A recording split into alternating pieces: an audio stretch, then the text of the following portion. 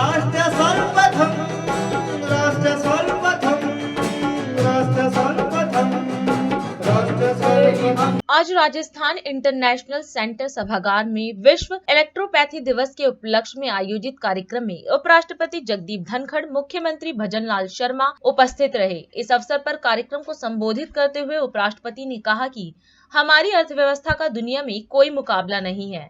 उन्होंने कहा कि पीएम मोदी के नेतृत्व में स्वास्थ्य मूल केंद्र रहा है। इसी कारण देश में पहली बार आयुष मंत्रालय की शुरुआत हुई। वहीं इस अवसर पर सीएम भजनलाल शर्मा ने भी विश्व इलेक्ट्रोपैथी दिवस की सभी को बधाई दी व अपने विचार साझा किए। 11 जनवरी को जो दिवस था, इलेक्ट्रोपैथी दिवस, उस पर सभी का अभिनंदन और बधाई। हम ऐसे कालखंड में हैं कि हमें कुछ बातों की ओर ध्यान रखना पड़ेगा। वो हमारे रीढ़ की हड्डी के है, spinal strength of our great nation. Bharat में दुनिया के 1/6 ह्यूमैनिटी रहती है। हमारी जो व्यवस्था है, दुनिया में इसका कोई मुकाबला नहीं है। प्रधानमंत्री के दूरदर्शी नेतृत्व में स्वास्थ्य मूल केंद्र रहा है, विकास का मूल मंत्र है। और यही कारण है कि पहली बार देश में आयुष मंत्रालय बना। इससे पहले नहीं, पहली बार दुनिया का सबसे बड़ा कार्यक्रम आयुष्मान भारत। मेरे मन में कोई शंका नहीं है कि आज के दिन जो ये सेमिनार है और इसका विषय जो आपने रखा है, renal disorders and electropathy approach, आज के दिन हर आदमी ये सोचता है कि मेरा खान पान अच्छा, पेस्टिसाइड से ग्रसित न हो, मैं स्वस्थ रहूं। पर भारत ने पहल की है इसमें भी और दुनिया को बहुत बड़ा रास्ता दिखाया है। हमारे अथर्ववेद में क्या कुछ नहीं लिखा है स्वास्थ्य के बारे में। दुनिया के वैज्ञानिक हतप्रभ हैं। नरेंद्र मोदी जी ने संयुक्त राष्ट्र का उपयोग करके वहाँ योग के बारे में बताया। दुनिया ने सह स्वीकार किया।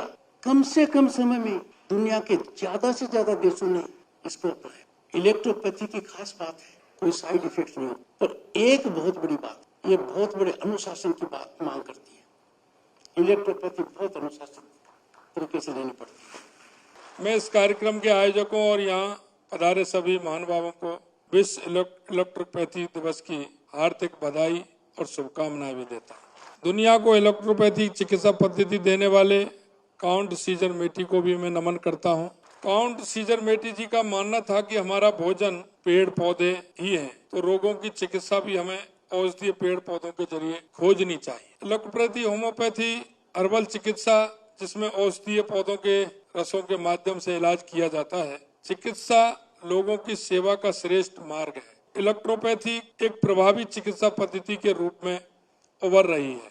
आज राजस्थान में हजारों रोगियों का इस पद्धति से इलाज हो रहा है। हमारे लिए गौरव की बात यह है कि राजस्थान में इलेक्ट्रोपैथी चिकित्सा पद्धति को मान्यता देने वाला पहला राज्य है। इस संबंध में विधानसभा ने राजस्थान इलेक्ट्रोपैथी चिकित्सा पद्धति विधेयक 2018 में, जैसा कि आपने देखा, पारित किया है। हमारे यशस्वी प्रधानमंत्री जी के नेतृत्व में भारत निरंतर प्रगति पर है। नए एम्स खोलने के साथ ही आयुष मंत्रालय के माध्यम से नई आयुष पद्धतियों का विकास भी किया जा रहा है।